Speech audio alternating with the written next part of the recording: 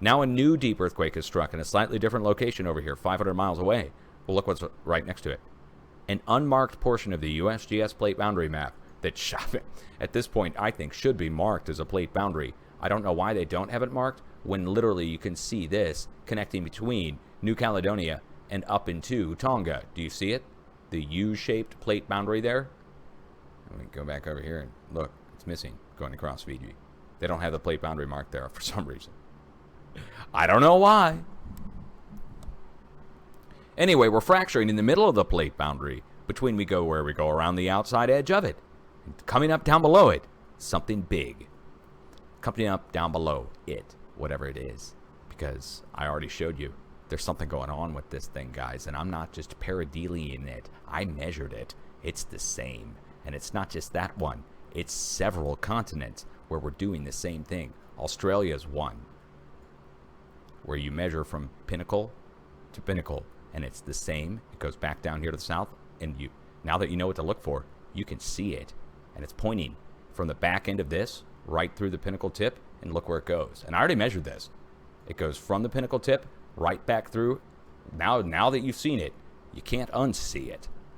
And I can't believe what I'm finding, but I'm working it into my video now, and I'm going to put this out over on YouTube. I stand by this. This isn't the only one. Let me show you south all the way to Antarctica, but to see it, you have to look almost a planet away. So to see this, you have to look around the outside edges of the plate boundary. It's your classic starfort shape. It looks like a giant arrowhead going around the outside edge of Antarctica. Do you see it now? Maybe I need to zoom it in a little. It goes down, around, back, up, and up. It is. I'm not pareidyliaing that. I already measured it. It's equidistant on all sides, or at least on these sides, classic starfort shape. That's Antarctica itself. Now, wait a second. I just showed you this one, and that's indisputable. I already measured that, and I already measured this. Now, I know it sounds crazy, but all the continents are apparently showing signs of this. So let me show you Russia, for instance. I have it marked in Russia. There's one in Russia the same size as the one in Australia. So the one in Russia I showed in my update earlier, I measured it already. It's doing the same thing as the one in Australia. It's the same distance, actually, as the one in Australia. Compare that one to the one I just showed you in Australia, which is this one. Now, again, they're weathered over time, but it's indisputable that they're in that shape. And Africa, if we go in and look at Africa, it's doing the same thing to the center part of Africa, but that's just, you could say that's pareidylia, but to seal the deal that we're dealing with something serious. Down in South Africa, right at the tip, the mountains themselves are taking the shape, and it's, again, equally spaced on both sides. And it connects back to a giant blown out area in South Africa. Now I've just shown you 3 continents in a row, and there's way more to what I've found. The United States has it, but you're not going to believe where it is. United States has it, but it's blasted apart. Nunavut, same distance. Boom, boom, boom. And we can go over across into South America, which is the biggest of the bunch, which is here. Let me show it to you. South America itself, I measured on all sides, is the same. It's the same distance from the nook, the notch that comes in to make the starfort shape out to the continental shelf. This is not pareidylia, I measured. And over here, where we come in at the bend of the plate over here, it's the same distance, the exact same distance, almost down to the mile, if not exactly down to the mile, if you take into account the weathering. And then, when you zoom in here, this is the same. Let me just show you. This is the same distance. We already measured it, and I'm going to make a video on this separately, but this is the same distance, and we can draw a line, just like I did in Australia, to the center of the tip of the peak. Watch this. We go right through the center. We go right out to the tip, and we go 1,400 miles out to Ascension Island, where the 1,400 mile spacing begins. 1,400 miles to the coast of South America. We go 1,400 miles out here to Rapa Nui. We go 1,400 miles Rapa Nui to Pitcairn. 1,400 miles from Pitcairn across to French Polynesia, and French Polynesia across over to right to the edge. of our giant shape. This is just some of what I found. It's indisputable, and I already measured it. Now the only question is, who could build a continent in the shape of a star fort? Who could create plate? And these are plate fracture boundaries. This is not peridelia. You can see the fractures in the plate that go down at a zigzagging angle, cut back across and back around. But to see it, you have to look a planet away. To see these, you have to look a planet away. And I measured it. It's perfect, guys. It's insane. United States, same thing coming off the tip. It's fractured off to the north. Over in Russia, it's the same thing. We're talking about continental-sized star fort. Now, to seal the deal, guess what else is? Well, here.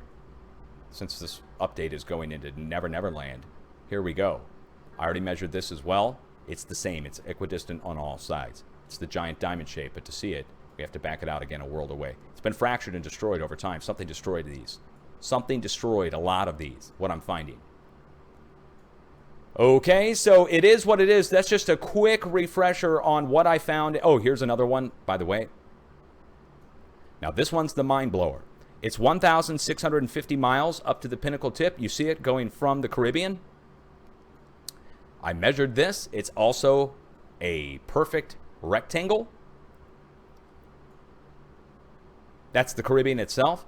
But the edge of it goes up to the north. 1,650 miles from up here to down here. So guess what? If you measure from up here 1,650 miles, guess where it takes you? I'm not joking. We did it last night, and I'll do it again on another video. It takes you to Washington, D.C., the base of it, down exactly to D.C. I can measure it for you right now if you need me to. If you need to see it. This can't be chance.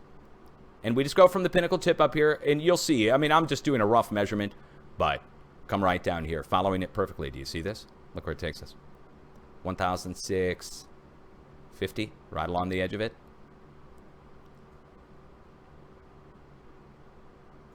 Do you see? Here's DC. Right in there. Okay. Anyway, that's one side, and then on the other side, you go down this way, and it's 1,650. Or it's 1,666, actually. Look at that. It is. It really is. I'm not kidding.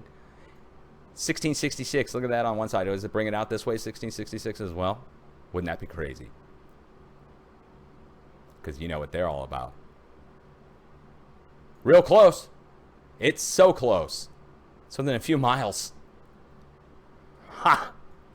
Anyway, I started finding this kind of stuff. And people were telling me, again, I showed my viewers live, and Europe is doing the same thing, but to see, check this one. This is going to be the one that blows your mind that nobody ever saw. Check out Russia, check out China, Russia, and Europe. Look what it does. It's weathered over time, especially on the north side. But I measured it already. It's indisputable. You have to look a world away to see it. But going from the pinnacle tip all the way up here, down to here, it's the same distance. And it's linear, and it's bending it because of the stupid curve to the earth. 5,300 and 5,300. Down to the mile on both sides. And then we come across 5,300. Well, a little bit more on the base. It's indisputable. I mean, people told me that I was, at first they said, what are you talking about? I go, here, take a look. It's indisputable what we're talking about here. These equidistant land masses, if you will. Now, this is the final one I'm going to show you, and then we're going to sign off.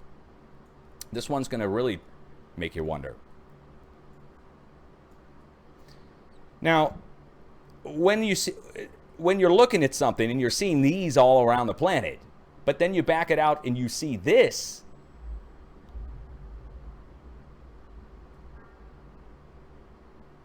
again, one final thing I'd like to point out to everybody. When you see something like this, you have to document it and make note of it, because otherwise, people in the future who stumble across these things might not know that either A, somebody else already discovered it, or they might not know to look into it further. So for instance, when we look at India and you find out it's doing the same thing that all the others are, with the equal distance spacing on all sides and making a giant shape that's a continent that's been formed, it's been made. This has been built somehow. These have been crafted in some way. I don't know how. I don't know who. I don't know even who would have the ability to shape continents. Humans couldn't. Not in our past unless it's been completely hidden from us. And even then, you would need the most advanced technology in the world to do these things. Somebody has to know DC's right at the backside of one of these things. And you can't tell me that it's chance or coincidence when it's matching up perfectly here, same distance from here to here to here, as it is from the inlet here up to the tip, down to the back end of the starfort shape that comes in. But to see the shape, you have to look a world away. And for Antarctica, this is the mind blower.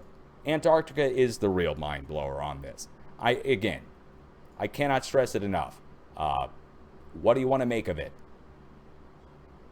You can't tell me that's chance or coincidence. Anyway, this video kind of got a little sidetracked, but we have earthquakes, deep earthquakes, striking down below the pinnacle tip of one of these things. And I didn't notice it until recently. I know people are going to think that that's crazy, but we have to be able to tie these together because of the other earthquakes that are striking down below them. So it is what it is. I promise.